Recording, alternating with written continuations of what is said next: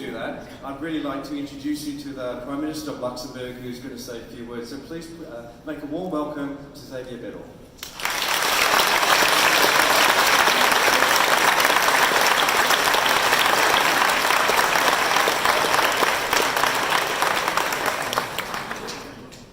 Dear ladies and gentlemen, innovators, investors, sharks, dragons,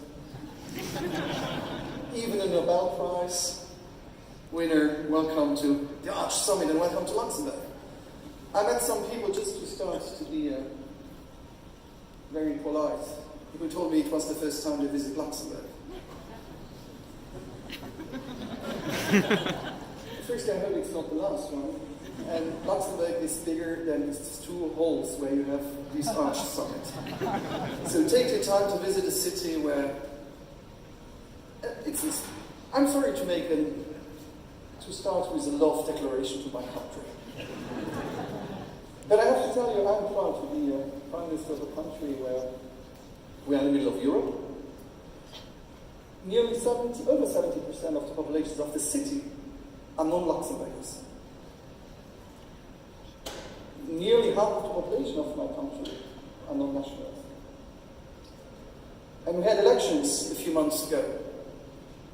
And when I see the rise of populism, of extreme right parties in Europe, and also around the world, I'm proud to say that we have no member of our parliament coming from the extreme right party. And so feel welcome in this country.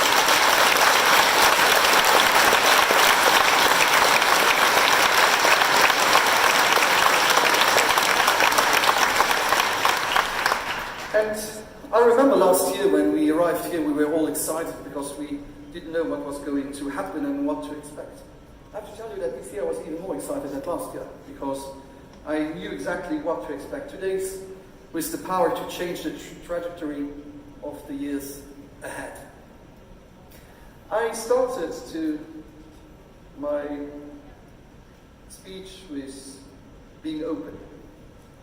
And to be open is what we need also here. To be able to exchange. Because every great collaboration begins with a conversation. And even if it seems easy to say, yes, we need to speak, it's not always easy to do. And so platforms like this here is very important to be able to exchange. When I say that for all of us it seems so easy to speak and to understand each other, I just want to remind you what's happening in Westminster the last weeks. So, just to tell you, I respect the choice of our still UK family members. But I regret it. And sorry to tell you also that, because some of you are not from Europe. And just to tell you that I belong to a convinced European. And I really regret that the country is going to leave my family. It's the first time. And since 1957, Treaty of Rome, we were able to have countries around the table, Germany and France, were in a war less than 15 years before. In a war situation. And we were able to make the biggest peace project existing in the world. And if I look, I told you about this cosmopolitan country. If I look, my grandmother, she's from Russia. My grandmother is from Russia, she was Orthodox. My grandfather, from my mother's side, was Polish, he was Jew. From my father's side, my grandfather was from Luxembourg, he was Catholic. And my grandmother from my father's side was French, and she was atheist. And I'm married to a Belgian husband. That's Europe. Because even here, before we had this project of the European Union, I wouldn't be able to stand free in front of you. Having Jewish blood, being gay, was even sentenced to death. And since 1957, we were able to get these rights, what we consider for granted today, to express freely, to live our life how we think it should be, to move, to work, to be sick, to be defended, to study in 28 countries. And nothing is granted. And we should not forget how lucky we are to be here. Because at the border of this Europe, in Ukraine, we have still a war situation. I had last week a discussion with the ex-president of Kosovo. It was on our continent that ex-Yugoslavia had a war. And that's not 200 years ago, 20 years ago. And I had a few weeks ago a meeting in Egypt, where the President al-Sisi asked us, all the colleagues, to be more tolerant through religions and through religion. And I told him too that we should be more tolerant for women. We should be more tolerant to opinions. It's not because you have a different opinion that you have to share it, but at least respect it. And to sexual orientation. I told that. And believe me, I was so surprised about how viral this speech went. Because what I said for me was fully normal. But so we still have a lot of work to consider that what one of you might consider as normal is sometimes not normal even for your neighbor in your own country. So we have to fight for values. And we have to be able to exchange. We have to be able to be proud of our past, that we should be proud also of our present, and also ready for the future.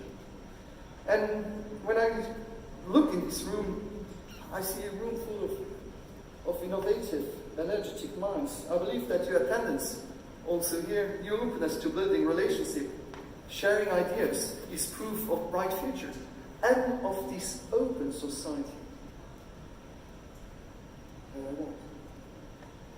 As this year's ArchSummit has highlighted, we cannot talk also about technology without talking about people. The success of our modern society relies on aligning what we can do with who we want to be. Every new innovation is a vote for the world we want also to create, for the values we uphold, and as our capabilities grow, so does the importance also of our decisions. As the leaders of a country capable of infinite innovation, it's our job to not only fuel it, but also to steer it. We are a government that favors actions over words, despite the fact that I'm up here today doing a lot of talking. That's also part of my job. I was a lawyer before, so I know how it goes. Based on collaboration and community-wide discussions, here are just a few of the steps we have taken to fuel positive progresses so far. We've brought high-speed broadband to 4 out of 5 households. We operate our own high-performance computers in Luxembourg and help build a European network of HPC. We've been a strong supporter of free trade in Europe, and we keep pushing for a digital single market. Is it normal that today, if you want to be successful in Europe, you have to fulfill 28 till now, soon 27 regulations, 27 single regulations? We need this digital single market. And I've visited some companies from America, from China. I want my continent also on this map and not squeezed between other continents, because we are not able to have this digital single market, which is more important now than ever. We have completely reinvented and enhanced our financial sector, turning it into a global fintech hub. Talents. More than ever, we need brains and skills. We are well aware of that and have deployed a large number of e-skills programs targeting everyone. Children, employers, citizens of all ages and backgrounds, as well as job seekers or refugees, all part of our society. All part of our society. I told you, citizens of all ages. So from school to my mom, refugees. Really a society where everybody is a part of it. Also, we have built an innovation-friendly environment and stimulated the growth of our buzzing startup scene. It may sound like I'm bragging, because I'm proud of what we've accomplished together as Digital Luxembourg. But we still have more to do.